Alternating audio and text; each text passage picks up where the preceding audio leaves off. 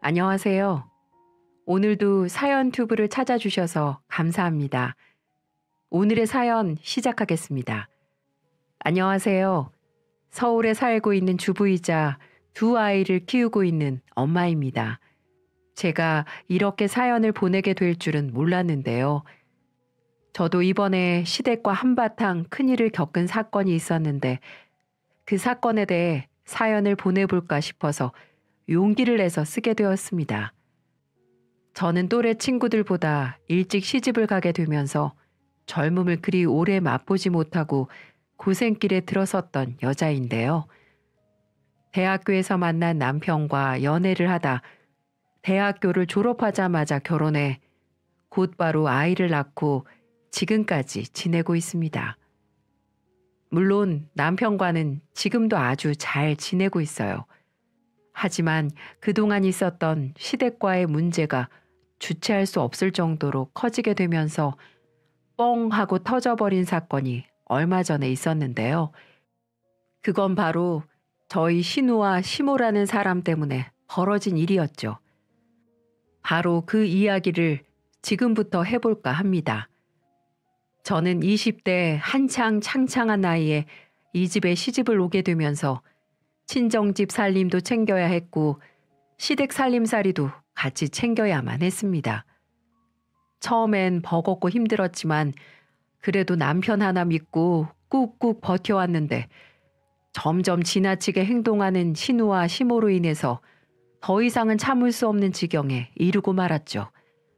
신우와 시모는 지금 생각해봐도 그 어린 나이에 시집을 간 저에게 참으로 혹독했습니다. 시댁 식구들은 처음부터 저를 좋은 눈초리로 보지 않았던 게 사실이에요. 왜냐하면 결혼도 하기 전에 제 뱃속에는 아이가 자라고 있었거든요. 결혼도 안 한 아들이 임신했다고 결혼 허락을 받으러 왔으니 좋아할 부모가 없는 건 당연하겠죠. 그래서 저는 더욱 잘하려고 노력을 했습니다. 어떻게 하면 예쁨을 받을까? 어떻게 하면 나를 며느리로 인정을 해주실 수 있을까? 항상 저는 이런 고민을 하며 신혼생활을 해야만 했었죠. 다행히도 우리 남편은 고맙게도 그리 많지 않은 나이였음에도 불구하고 저와 아기를 위해서 열심히 살아주었는데요. 남편도 그 시절에 친구들과 만나서 놀고 싶기도 하고 술도 한 잔 기울이면서 자신만의 시간을 가지고 싶었을 텐데 그런 것들을 다 참으면서 늘 일이 끝나면 집으로 달려와서 임신한 저를 옆에서 챙겨주고 아기가 태어난 이후에는 본인도 하루 종일 일하느라 힘들었을 텐데 고생했다며 아기 기저귀도 갈아주고 분유도 타먹이면서 지극정성으로 가족들에게 헌신을 해주었습니다. 그런 덕분에 제가 버텨왔던 이유이기도 했고요. 그러다가 첫째가 어느 정도 크고 나서는 남편 혼자 돈을 버는 게 안쓰러워 저는 작은 샌드위치 가게를 하나 내서 따로 운영을 하게 되었습니다. 바로 이때부터 시모와 신우의 극성스러운 시집살이가 시작되게 되었죠. 물론 그 전에도 있기는 했었어요. 근데 그건 별거 아니었습니다. 여느 시댁에서처럼 내 딸은 최고고 며느리는 당연히 그래야 하는 사람이라는 생각이 강한 집안이었기 때문에 하루라도 편히 시댁 식구들 만나면 가시방석이 아닌 날이 없긴 했지만은요. 근데 제가 샌드위치 가게를 차리고 나서부터는 참기 힘든 이상한 요구들을 하기 시작하더라고요. 남편은 어릴 때부터 첫째로 자라면서 생활력이 강해 대학교 다닐 때도 놀지 않고 돈을 벌면서 적지 않은 돈을 모은 상태였는데요. 남편의 성실함을 잘 알고 있던 남편의 전 관장님께서 이사를 가게 되었다며 시세보다도 저렴하게 본인의 체육관을 넘겨준 덕분에 남편은 졸업하기 직전 체육관을 사들이게 되면서 관장으로 일을 시작할 수 있었어요. 대신에 아무리 악착같이 돈을 모았다고 하더라도 체육관은 본인 능력으로 사들일 수 있는 수준은 아니었기 때문에 그때 시댁의 도움을 받을 수밖에 없었고 당시에 받았던 대출 조금과 시댁에서 도와준 돈들을 하나하나 갚아나가고 있는 상태였습니다. 다행히도 제 샌드위치 가게와 남편 체육관이 평타 이상은 해서 대출금과 시댁에 빌린 돈은 문제없이 갚아나가고 있었어요.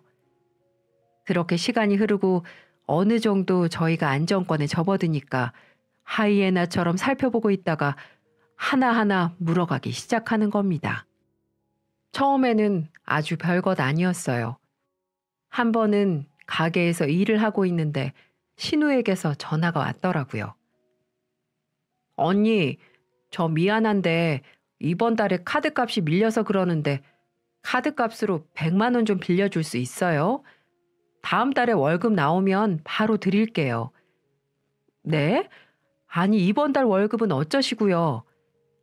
아, 저번 달에 제가 좀 지출을 크게 했더니 돈이 부족해서요. 대신 이번 달에 좀 덜 쓰고 다음 달에 월급 나오면 갚을 테니까 한 번만 좀 빌려주세요. 오빠 알면 큰일 나니까 오빠한테는 비밀로 해주시고요. 알았어요. 대신 다음 달에 꼭 주셔야 돼요. 알았어요.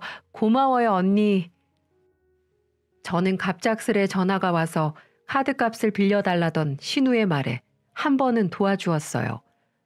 그리고 다행히도 다음 달에 그대로 100만 원을 갚은 신우였기에 그대로 남편에게도 비밀로 해주고 넘어갈 수 있었죠. 근데 한 번 이렇게 도와주고 나니까 습관이 들었는지 그 이후로도 몇 번이나 돈 빌려달라는 소리를 계속 하더라고요. 항상 감당도 못할 카드를 써가며 저에게 돈을 빌리는 신우를 더 이상은 받아줄 수 없어서 따끔하게 이야기를 했습니다. 아가씨, 자꾸 이렇게 돈 빌리는 습관 들이시면 안 돼요. 이제 더 이상 저는 못 도와드리니까 저한테 얘기하지 마세요. 자꾸 이러면 저 어머님께도 말씀드리고 남편한테도 얘기할 거예요. 치사하게. 알았어요. 근데 언니, 지금 있는 체육관도 우리 부모님 돈 들여서 샀다는 거 잊지 마세요. 그건 저희가 알아서 다 갚고 있으니까 걱정 마세요. 마지막 저의 말에 더 셀쭉한 소리를 내고는 전화를 확 끊어버리는 신우를 저는 무시했습니다. 그리고 그 뒤로 다행히도 신우에게서 전화가 더 이상 오지 않더라고요. 그리고 또 그 뒤에 있던 이야기입니다. 신우는 결혼 전이었기 때문에 시댁에서 살면서 출퇴근을 하고 있었어요.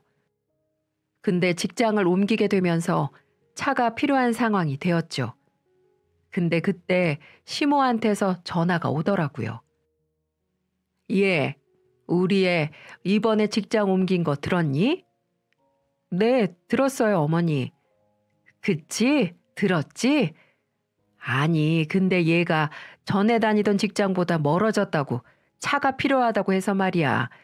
네 시아버지는 서울 교통편이 얼마나 편한데 차 사달라고 난리냐고 하는데 나는 솔직히 이제 우리 애도 차 모을 때가 되지 않았나 싶어서.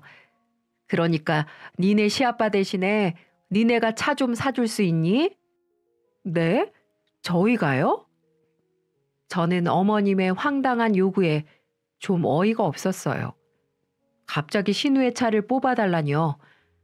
그때는 저희도 둘째를 낳고 아이를 둘이나 키우면서 돈 들어갈 곳이 많았기 때문에 최대한 절약하며 살고 있던 때였는데 그런 소리를 하시니 좀 당황스럽더군요.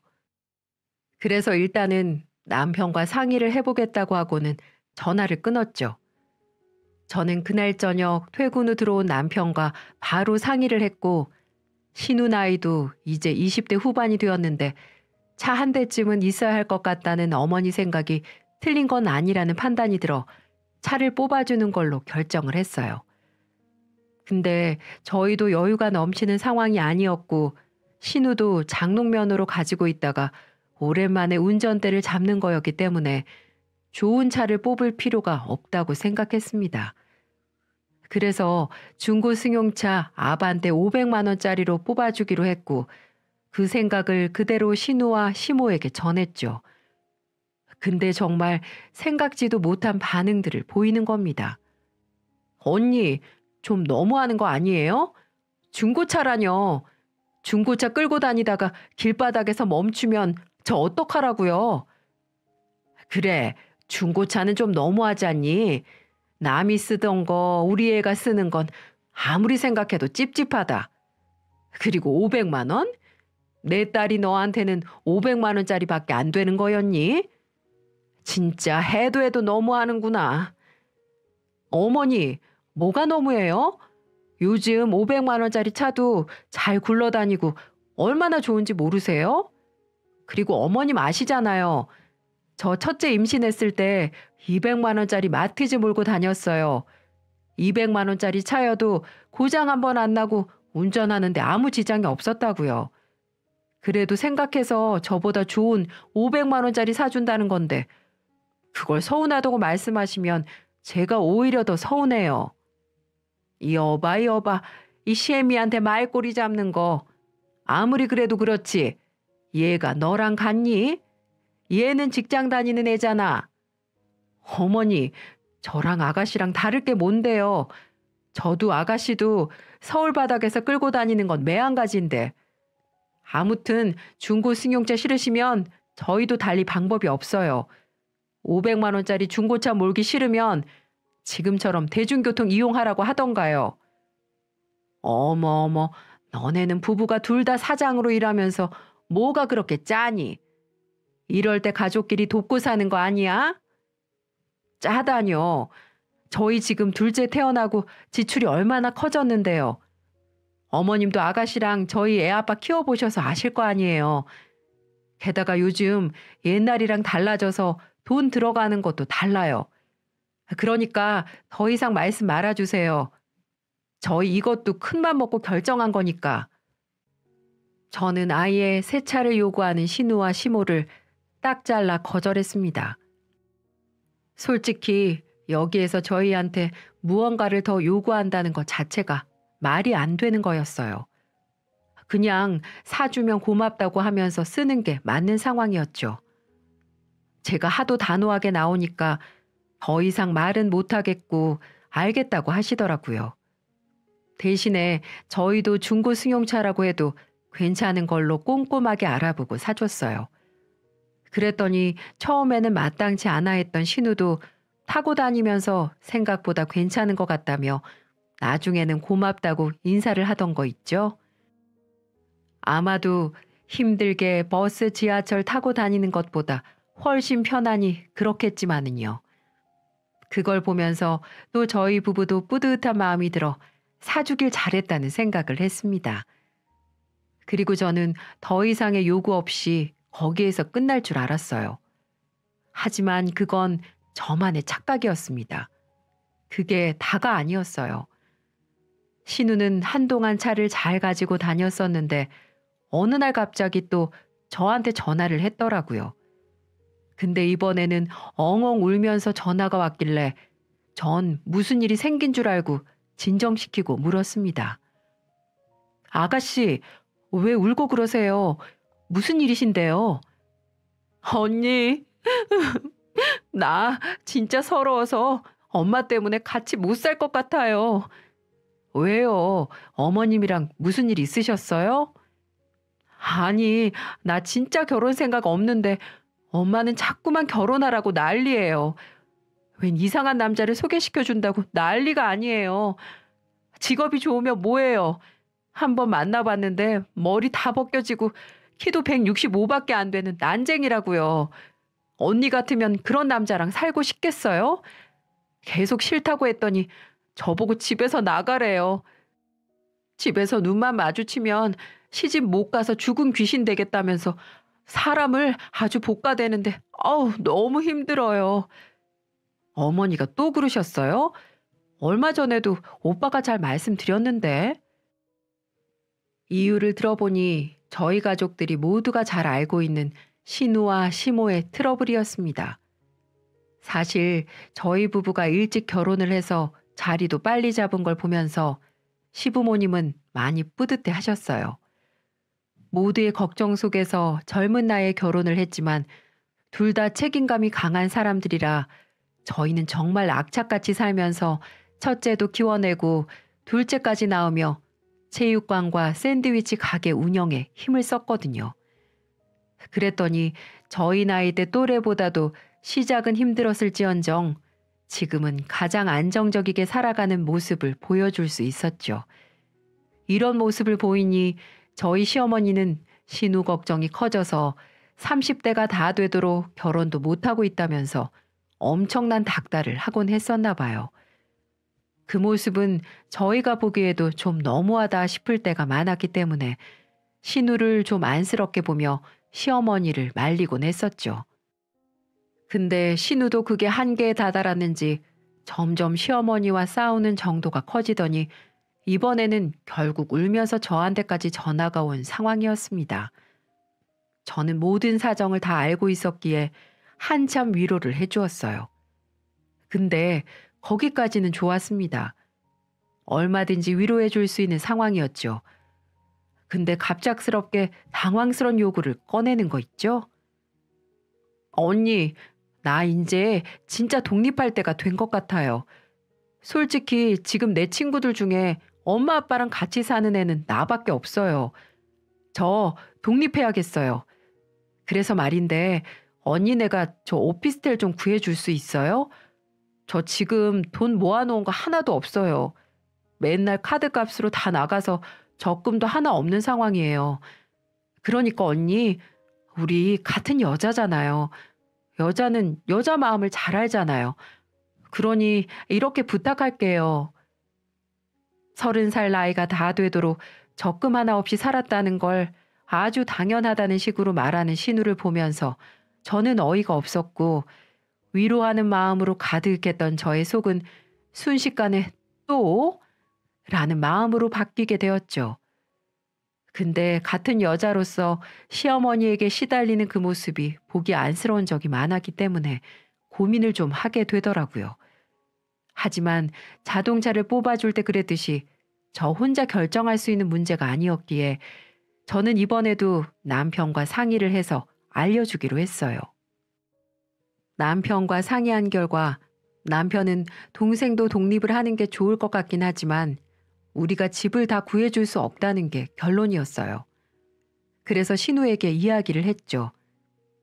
아가씨, 저희가 오피스텔 구하는데 보탬은 해줄 수 있는데 아예 다 구해주기는 어려울 것 같아요. 이번에 우리도 가게 세를 좀 올려달라고 하셔서 돈이 좀 나갔거든요. 저희가 해줄 수 있는 건 1,000만 원 정도 있으니까 여기 맞춰서 보증금 되는 집을 찾아보거나 아니면 아가씨가 더 보태서 하시면 될 것 같아요.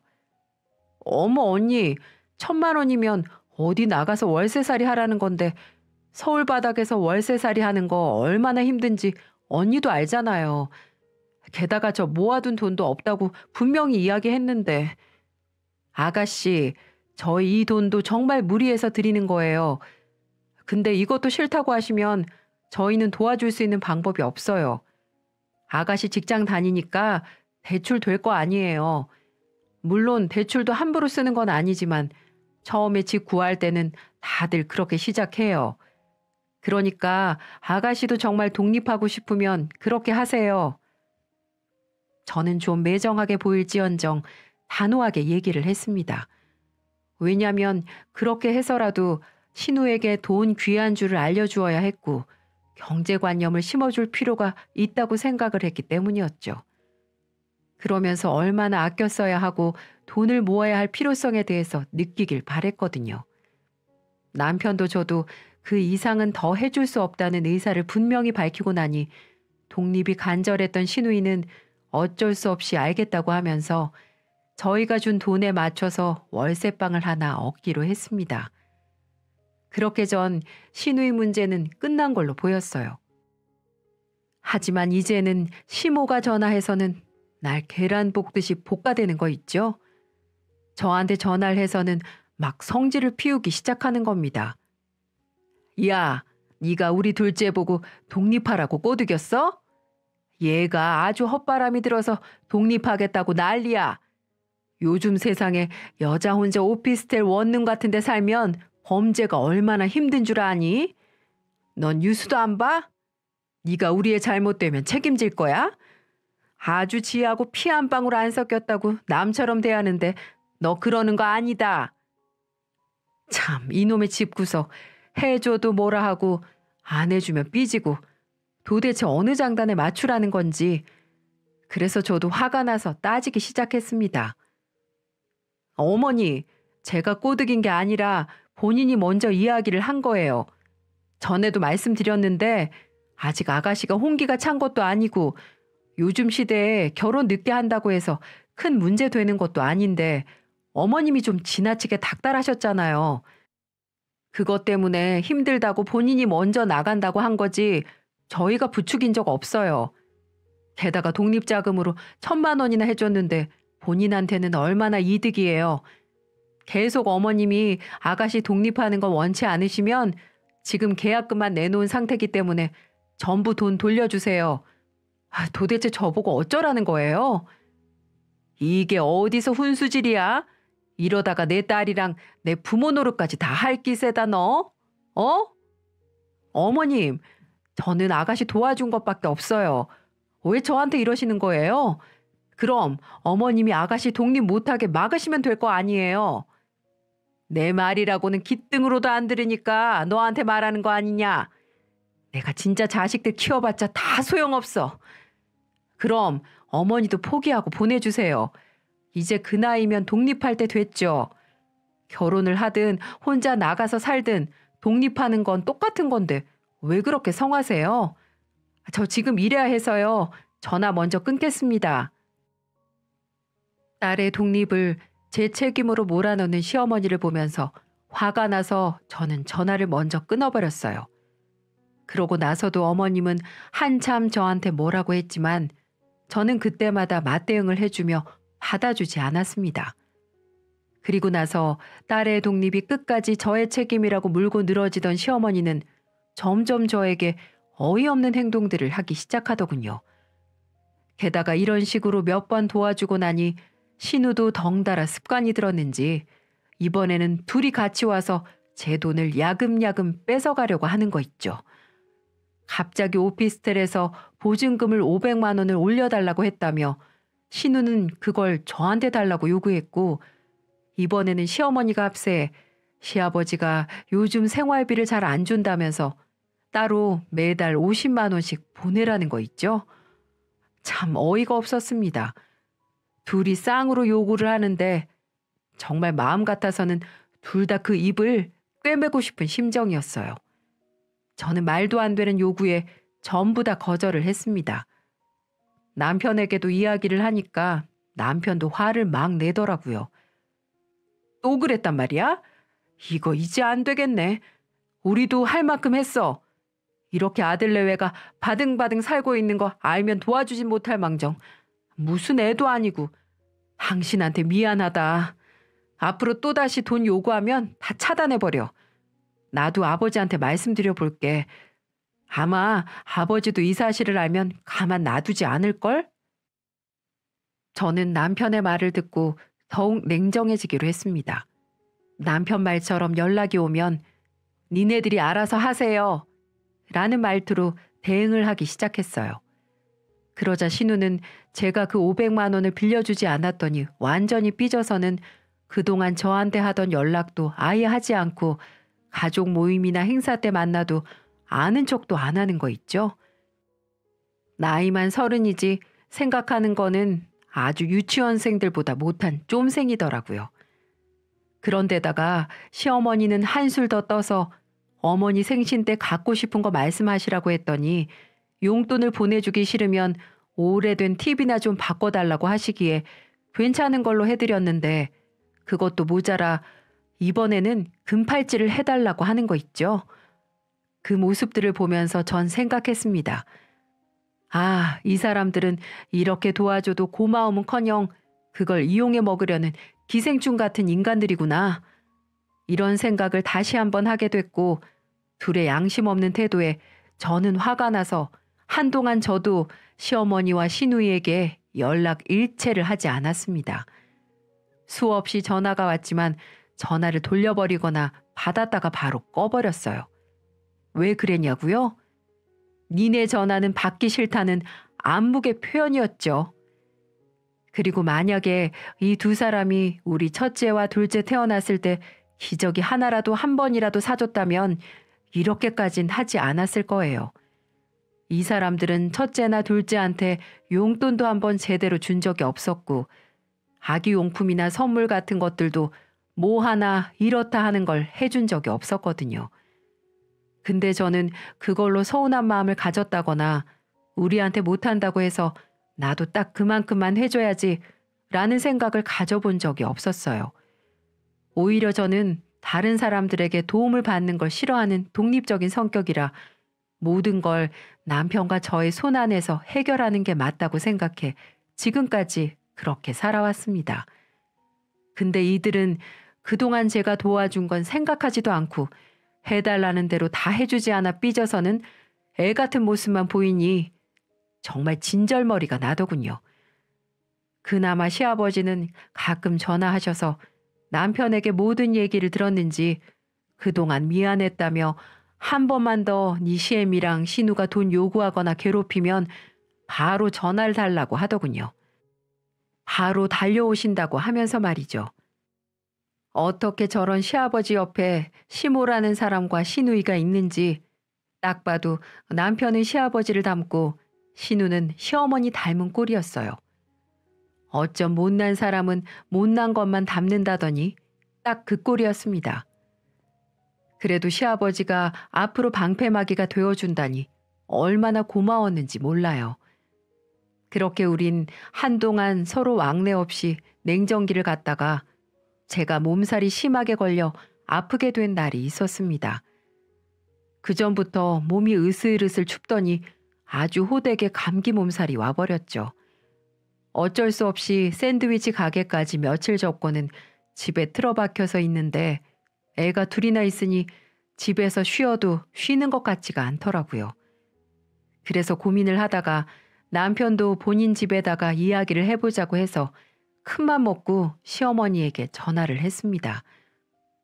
어머니, 제가 지금 몸살이 좀 심하게 와서요. 혹시 저희 애들 좀 봐주실 수 있으세요? 너는 남들 다 하는 금팔찌 사달란 소리 아주 그냥 칼같이 연락을 끊더니만 아쉬운 소리 할 때 되니까 전화를 하니? 됐다. 내가 무슨 호구도 아니고 시애미 무시하는 며느리 말을 왜 들어야 하는데?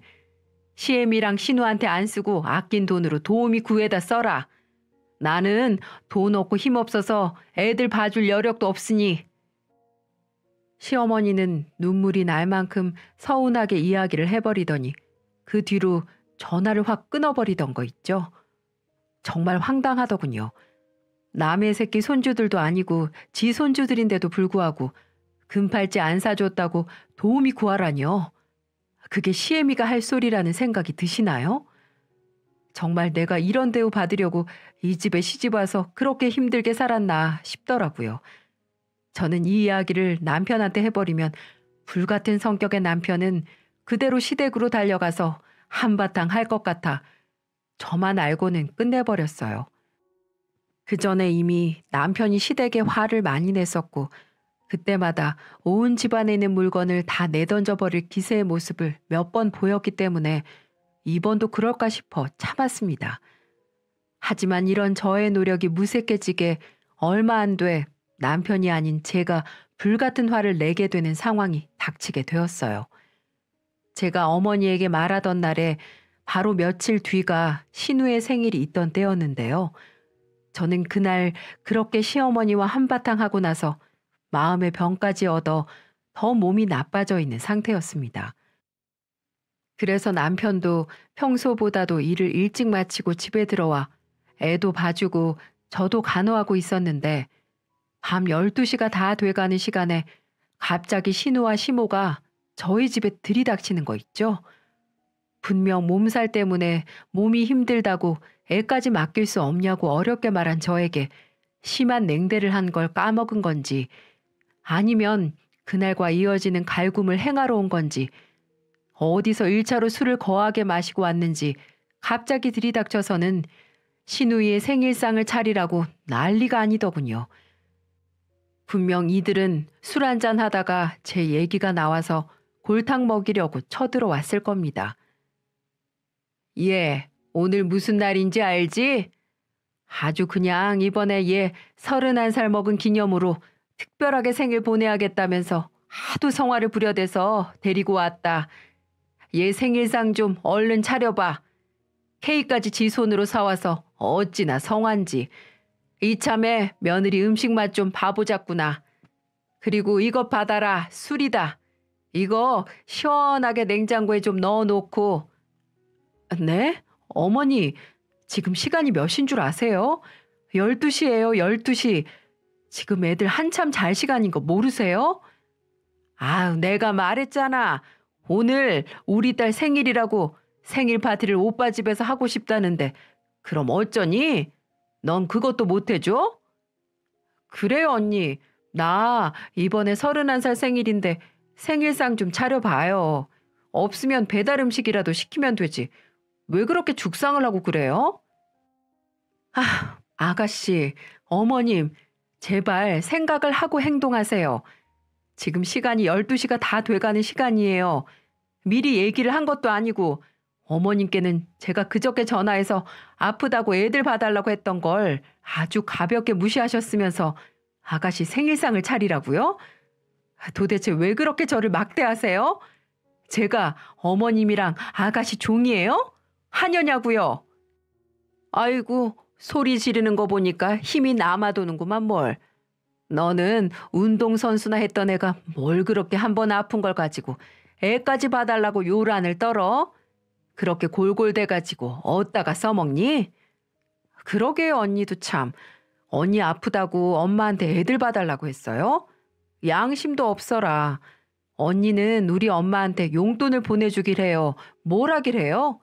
매달 용돈 조금 보내달라고 했던 것도 무시했으면서 너무했다 진짜. 그것뿐인 줄 아니? 내 친구는 걔네 아들이 순금을 사다 바쳤다길래 부러워서 나도 사달라고 했었는데 그것까지 매몰차게 거절했던 애야 얘가.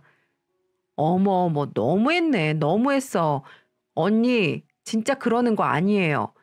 언니와 오빠는 가게도 2개씩이나 운영하면서 돈 아껴서 뭐해요? 나보고는 맨날 저축하라고 난리. 돈은 쓰라고 있는 거지 그렇게 악착같이 모아만 두라고 있는 게 아니라고요. 이 둘의 어이없는 대화를 들으면서 저와 남편은 황당한 표정으로 보고 있었습니다. 남편은 옆에서 화가 나서 이미 얼굴이 벌개져 있었고 저는 더 일이 커지기 전에 빨리 쉬고 싶어 그냥 그들을 나가게 하고 싶은 심정이었어요. 그래서 말했습니다. 이제 할 말 다 하셨어요? 저 진짜 골이 울리거든요. 2분 얼굴 보고 있는 것만으로도 이미 한계치 넘어섰으니까 제발 이 집에서 나가주세요. 어머나, 언니 말하는 것 좀 봐. 지금 그거 나랑 우리 엄마한테 하는 소리예요? 진짜 싸가지 없다 언니. 그렇게 안 봤는데. 내가 너만큼 싸가지가 없을까요? 제발 닥치고 좀 꺼지라고. 아가씨라고 봐주니까 내가 만만하지? 니네 엄마 데리고 이 집에서 나가 제발. 저는 가뜩이나 아파서 힘이 없는데 더 저를 열받게 하는 신우의 말에 이성을 잃고 말을 해버렸습니다. 그랬더니 그 말에 열이 받은 신우가 제 머리채를 잡아버리는 거 있죠? 야, 말 다 했어? 꺼지라니? 닥치라니? 내가 언제 봐달랬어? 봐달랬냐고? 지가 알아서 기어놓고는 왜 나한테 난리야? 신우가 제 머리채를 잡고 흔드는 모습을 보면서 남편이 말리러 왔지만 그 전에 시모가 같이 와서는 제 머리채를 또 한 번 잡아버렸어요. 저는 이 여자들이 제 머리채를 잡는 걸 보면서 더는 봐줄 수가 없어 시모와 신우의 머리채를 확 같이 잡았습니다. 그리고는 그들보다도 훨씬 더 세게 잡아당기면서 거실을 끌고 다녔어요. 아, 야! 이거 안 놔? 어디서 이 시애미 머리채를 잡어? 시어머니 같아야 말이지. 나도 남의 집 귀한 딸이야. 당신 종 아니라고. 아주 그동안 참아주니까 만만히로 보여서 이러지? 나도 이제 더 이상은 가만 안 있어. 속수무책으로 소시적 유도 선수 출신인 저의 힘에 끌려다니던 이 둘은 아프다며 놔달라고 살살 기기 시작하더군요. 하지만 사람이 이성을 잃고 본능적으로 행동하니까 전에 없던 힘까지 생기더라고요. 결국 그 모습을 보다 못한 남편이 와서 저를 제지했고 머리카락이 한 움큼씩 빠진 채로 이 둘은 울면서 바닥을 치기 시작했습니다. 아이고 내 팔자야. 이게 무슨 상도덕 없는 경우냐. 하늘이 노할 상황이 나한테 왔네 그려. 내 머리카락 책임져. 너 내가 고소할 거야. 운동선수가 민간인한테 힘쓰면 그거 살인 혐의인 거 알지? 너 두고 봐. 저는 한참 힘을 써버려 거의 탈진한 상태로 바닥에 앉아 있었는데 그 앞에 둘이 엎어져 앉아 한마디씩 하는 걸 보며 이번에는 우리 남편이 나섰습니다. 모든 상황을 지켜보며 분노가 크게 일었던 남편은 그 자리에서 선포를 해버리더라고요. 선영이 너 고소하기만 해. 가만 안 둬 내가? 그리고 어머니도 제 집사람 자꾸 괴롭히고 선영이랑 합세해서 돈 뜯어내려고 하면 저 이제 다시는 두 사람 안 봐요. 어디 아들 잃고 오빠 잃고 싶으면 그렇게 해봐요들. 나 한다면 하는 놈인 거 알지? 아버지한테 말씀드려서 호적에서 빼달라고도 할 수 있는 사람이니까 그 꼴 보고 싶으면 어디 더 해봐요. 그리고 여기에서 안 끝나? 내 체육관 잃고 내 인생 잃는 한이 있어도 어머니랑 선영이 너 가만 안 둘 거니까. 두 사람 인생까지 끝나고 싶지 않으면 여기에서 더 안 하는 게 좋을 거예요. 남편의 엄포에 이 둘은 아무 소리 못하고 징징거리던 소리까지도 딱 멈추었습니다. 그리고는 당장 나가라는 남편의 말에 곧장 나가버렸죠. 남편은 한바탕 큰일을 치른 저를 위로해 주었어요. 자기가 못난 사람이라서 그렇게 되었다며 힘이 다 빠져 멍하니 앉아있는 저를 안아 올려서 침대에 눕혀주고는 그대로 쉬게 해주었습니다. 그날 그렇게 힘들게 보내고 난 뒤 저는 당분간은 신우와 시모를 더 보고 싶지 않았습니다. 근데 이 상황을 시부한테 이야기를 했었는지 저희 시아버지한테도 한참을 혼난 것 같더라고요. 아주 시댁이 발칵 뒤집혔다고 했습니다. 남편 말로는 시아버지가 크게 노하셔서 집안 화분이고 뭐고 다 던지며 화를 내셨다고 했어요. 그리고는 시모 옷들을 전부 밖에다 버려버리셨대요. 동네 창피하다며 앞으로 어디 밖에 나가서 사고치지 말고 집구석에만 있으라고 말이죠. 그러자 시모가 깜짝 놀라 그때부터 현실이 느껴졌는지 꼬리를 살살 내리기 시작한 것 같더라고요. 신우도 마찬가지로 따로 사니까 사고만 치고 다닌다면서 그 다음 날 오피스텔로 가서 신우의 짐을 전부 싣고 와서 부동산에 내놓으셨다고 했어요. 한마디로 시아버지의 강단 있는 행동에 저는 결국 사과를 받아낼 수 있었습니다. 언니, 그동안 제가 철없이 굴어서 죄송했어요. 언니가 워낙 잘해주니까 좋은 사람일수록 더 소중하게 대했어야 했는데 그걸 못했네요. 정말 죄송합니다. 그래, 애미야. 나도 미안했다. 우리 딸이랑은 다르게 너는 어릴 때 시집 와놓고도 의젓하게 잘해주는 게 나도 의지가 많이 돼서 그랬어. 앞으로는 조심하마. 네, 미안했다. 아가, 그동안 고생 많았어. 시애비가 돼가지고 며느리 힘든 거 생각도 못하고 그냥 있었다. 부디 용서해다오. 이 세 분의 사과를 들으면서 저는 그간 했던 모든 마음고생들이 다 눈 녹듯 없어지는 듯 했습니다. 정말 서운하고 힘들었었거든요. 그렇게 모두의 사과를 받아들이고 난 뒤 저희 시댁의 모습은 180도 달라졌어요. 시모와 신우는 이제 저한테 찍소리도 못하면서 지냈어요. 저한테 조금만 뭐라고 하는 기미가 보이면 저희 시부와 남편이 눈에 불을 켜며 지켜봤거든요. 그리고 제가 유도로 다져진 몸인 줄 아는지 더 이상은 함부로 하지 못해요. 지금은 저희 시댁에서 제가 대빵이 되었습니다. 게다가 제가 한번 호되게 머리채를 잡고 나니까 제 힘과 기에 제대로 눌렸는지 이 둘은 더더욱 저한테 잘하고 있답니다. 물론 저도 며느리로서 또 새언니로서의 역할도 충실히 잘하고 있어요.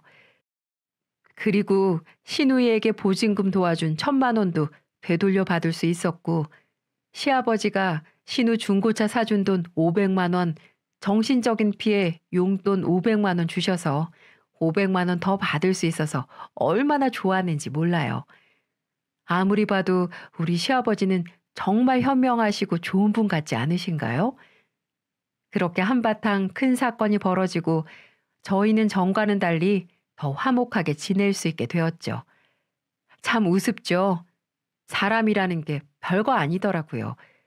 그동안도 호락호락하게 해준 건 아니었지만 제대로 본때를 보여주니 이렇게 바뀐다는 게 좀 허무하기도 했지만 그래도 저는 전과 달리 살만 난답니다. 젊음은 한때지만 철없음은 영원할 수 있다고 해요. 우리 신우와 시모는 영원히 철이 들지 않을 것 같았지만 그래도 요즘 좀 달라진 모습을 보이니 희망이 있어 보입니다.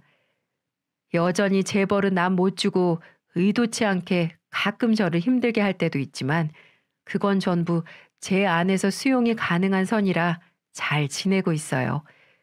여러분도 주변에서 괴롭히는 지인들이 있다면 그들이 빨리 정신 차리고 나이값 할 수 있기를 바랄게요.